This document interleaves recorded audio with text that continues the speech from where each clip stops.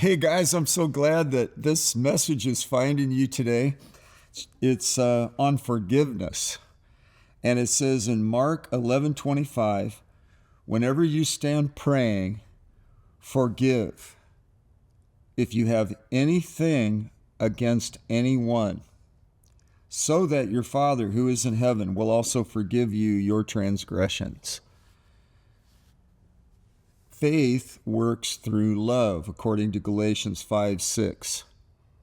Faith is the substance of the things you and I hope for, and it's the evidence of things we can't see.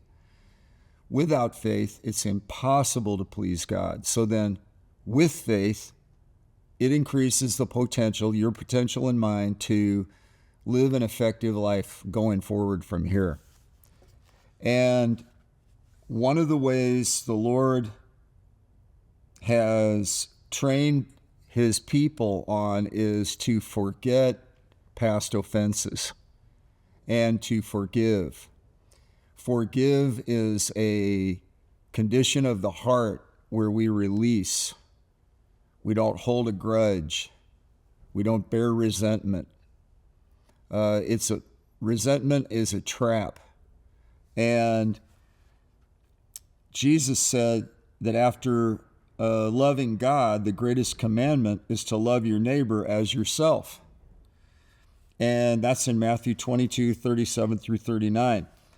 When my prayers seem hindered, and I've noticed this, God reminds me to check up on my love walk. You know, am I bearing a grudge? Have I been speaking ill of someone? Have I been frustrated? Or have I been in a kind of an attitude? If even Jesus on the cross said, "Forgive them, Father, for they know not what they do," Luke 23:34. How important is it for us, Jesus who set the precedence, for us also to forgive in our daily lives, even the same person several times a day, according to Matthew 18:21 through 22. You know, Peter asked, should I forgive 7 times? He said 70 times 7. So, man, I mean, it's like on a eraser. I've seen teachers erase on the chalkboard, and they really rub it to get all of yesterday's chalk off the surface. And I forgive. I bear no ill will. Instead of letting your actions toward people be based on what they do to you, consider how great a debt of sin God has forgiven you. In comparison, every other offense is small, according to Matthew 18:23 through 26. You don't have to be a doormat and let people take advantage of you, but you do have to forgive. So it's powerful to forgive. It's an atmosphere for miracles. You know the famous phrase, to err is human, to forgive is divine. We turn our hurts into a prayer and stir up ourselves in the love walk. We are called to impact this world. This culture is diseased. Don't let the sabotage of resentment cripple your effectiveness going forward. I repeat, don't let the sabotage of resentment cripple your effectiveness.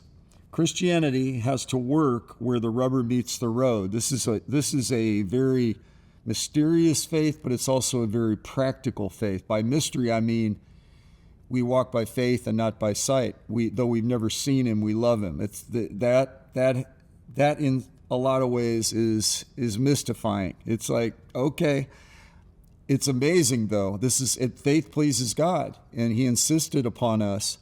But yet, because faith works through love, we need to understand that this is central to the core of our not only belief system, but the impression and impact we're going to make on the world. That's how people will know we are followers of something real, of someone real.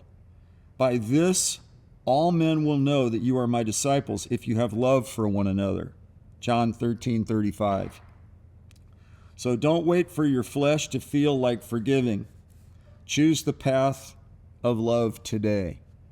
I heard a minister say that forgiveness is decisional, not emotional. And I saw a man, a famous pop musician, he's lost 300 pounds, and he said he went up and down, he lost, 80, 90 pounds at a time emotionally, but he said he decided to be intentional. We forgive just on the basis of how forgiven we are, and overcome that resentment, man. The definition for resentment, it's a noun, and it's indignation or ill will stemming from a feeling of having been wronged or offended. So we have to lay that stuff aside, and I want you to say this out loud with me as we close. Because I am forgiven much, I love much. I choose to be kind to others, tender-hearted, forgiving, even as God, for Christ's sake, has forgiven me. God bless you.